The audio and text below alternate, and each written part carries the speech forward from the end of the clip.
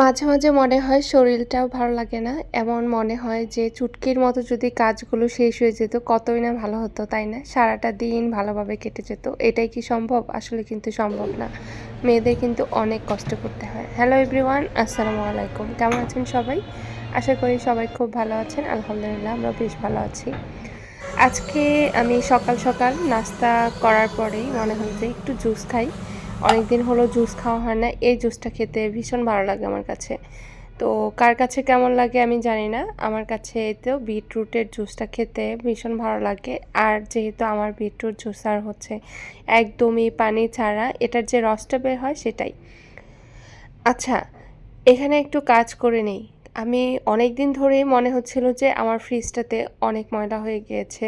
আর ফ্রিজে হচ্ছে অনেক মাংসের রক্ত গন্ধ সব কিছু মিলিয়ে একাকার হয়ে গিয়েছে। ঈদের পর থেকে মনে হচ্ছিল যে কবে পরিষ্কার করব, কবে পরিষ্কার করব, সেটা আর হয়ে হচ্ছিল না। ইদানিং দেখলাম যে আমার ফ্রিজের হচ্ছে কিছু মাংসও শেষ হয়ে গিয়েছে। আমার যে বাসায় বড় ফ্রিজটা আছে সেখান থেকে কিছু মাংস নিয়ে আসতে হবে। তার আগে আমি এই কাজটা করে ফেলি। তো ড্রয়ারের যে মাংসগুলো ছিল সেগুলো কিন্তু আমার মোটামুটি শেষ। এরপর হচ্ছে ১টা ২টা আছে। এর মধ্যে হচ্ছে আমি ড্রয়ারগুলোকে বের করে সুন্দর করে ধুয়ে মুছে ক্লিন করে তারপরে নিয়েছি। আর এগুলোর মধ্যেই হচ্ছে ১টা ২টা ছিল, ওগুলো রাখছি। প্রতিবারই যেটা বলা হয় সেটাই বলে নিচ্ছি। এখন যারা আমার ভিডিওটি এখনও পর্যন্ত দেখছেন ভিডিওটি, প্লিজ লাইক করবেন। লাইক করে প্লিজ আমার চ্যানেলটিকে সাবস্ক্রাইব করে পাশেই থাকবেন। আমার ভিডিওর কোনো অংশ যদি ভালো লাগে তাহলে অবশ্যই কমেন্ট করতে পারেন। আর আশা করি আজকের ভিডিওটি ভালো লাগবে। তো পুরোটা দেখার অনুরোধ রইল। আর অনেকেই একটু ভুল করেন যে ৩ মিনিট দেখার আগেই কিন্তু অনেকেই কমেন্ট করে চলে যান। তাদের কিন্তু চ্যানেলের হচ্ছে আইডিটাই কিন্তু স্প্যাম হয়ে যায়, সেটা কিন্তু করবেন না। অবশ্যই এটা ভুল, আর ভুলটাই আমি বলে দিচ্ছি। তো যাই হোক, এদিকে কিন্তু অনেকগুলো কাজ করে নিলাম। ভিতরের আশেপাশে সব কিছু মুছে ধুয়ে তারপরে ক্লিন করে নিয়েছি। আর ঠিকঠাক মতো আমি যেটা যেখানে রাখার সেখানে রেখেছি। আমার কিছু ফ্রোজেন হচ্ছে এখানে আছে গাজর, তারপর হচ্ছে ক্যাপসিকাম, আর হচ্ছে লেটুস পাতা, এগুলো আমি একটু ফ্রোজেন করে রেখেছি যাতে করে ওই জিনিসগুলো আমার হঠাৎ হঠাৎ লাগে, ওই জিনিসগুলো আমি ইউজ করতে পারি আর নষ্ট না হয়।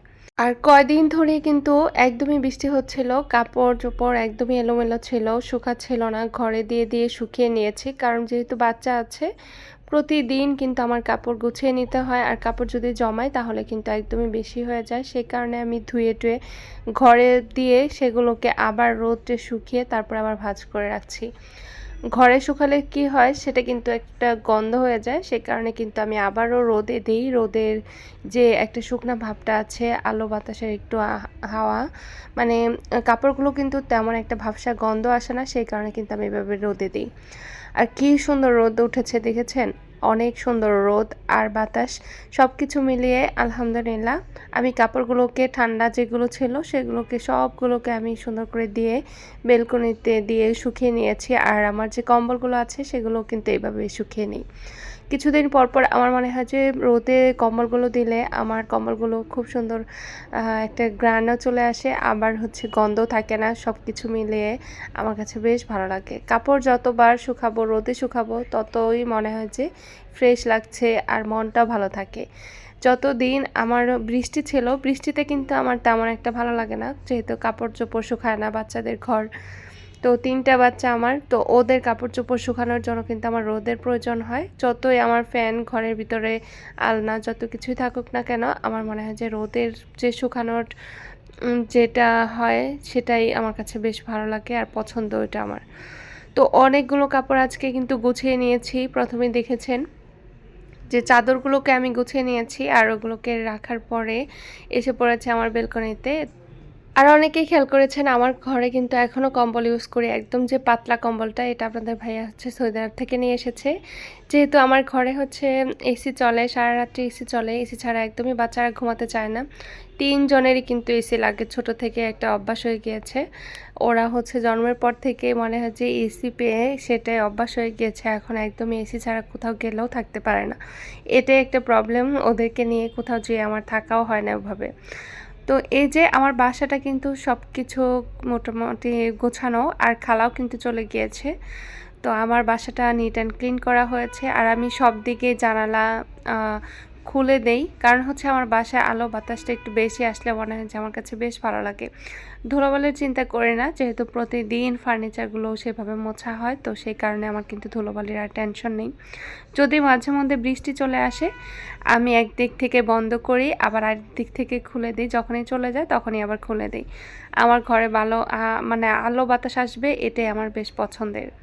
তো যাই হোক, আমার কাজকর্ম সব কিছুই কিন্তু শেষ করে যে আমি চলে যাচ্ছি হচ্ছে আমার মেয়েকে দিয়ে আমার আম্মুর কাছে।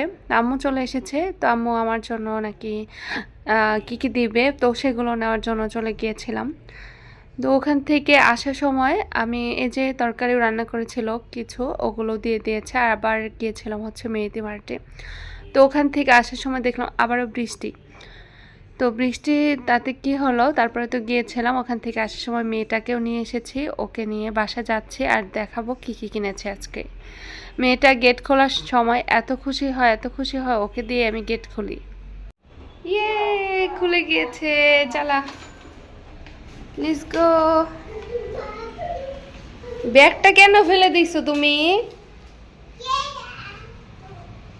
ব্যাগটা কেন ফেলে দিয়েছো? দেখো তো কিনে এসছি মা। ও, ওইটা কিনে নিয়ে আসলাম, ফ্রুটস জার, বাস্কেট, আর এই যে একটা ডাস্টবিন। বের হচ্ছে না কেন? দাও। এই যে একটা কিউট জার ডাস্টবিন কিনেছি, দেখেছ? ইয়া, কিউট না অনেক? কিউট লাগছে, অনেক কিউট, তাই না? তাই এ দেখো, এটা থেকে এটা বের করে ময়লা ফেলা যাবে, আবার এটা লাগিয়ে দেওয়া যাবে। এটা কি দেখো তো, তোমার জন্য এটা কিনে এসেছিলাম, ম্যাঙ্গো।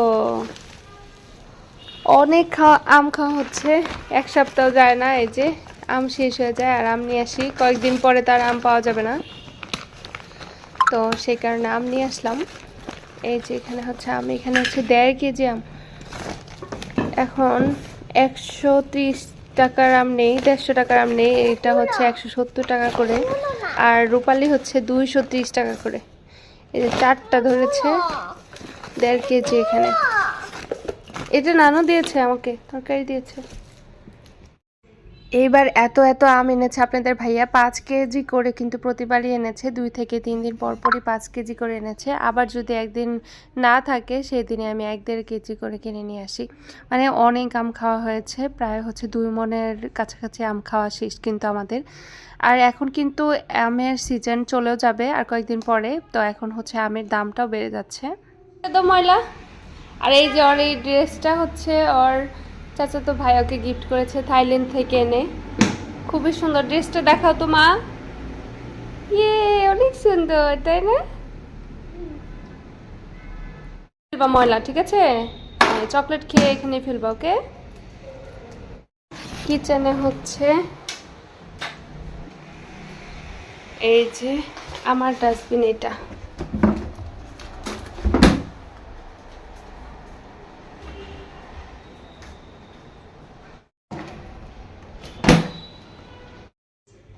আসলে যেই ড্রেসটা দিয়েছে সেটা হচ্ছে অনেক কমফোর্টেবল, এই জন্যই বললাম অনেক ভালো। আর এই যে সারাদিন কিন্তু একইভাবে চলে গিয়েছে বাচ্চাকে নিয়ে, কীভাবে যেন দিনটা চলে যায়, দেখতে দেখতে রাত হয়ে যায়। একটু রাতের ভিউটা একটু নিয়ে নিলাম, আমার মেয়েটাকে একটু ব্রাশ করিয়ে নিয়েছি, আমার সাথে কিন্তু ও ব্রাশ করে। সবাই ভালো থাকবেন, আল্লাহ হাফেজ।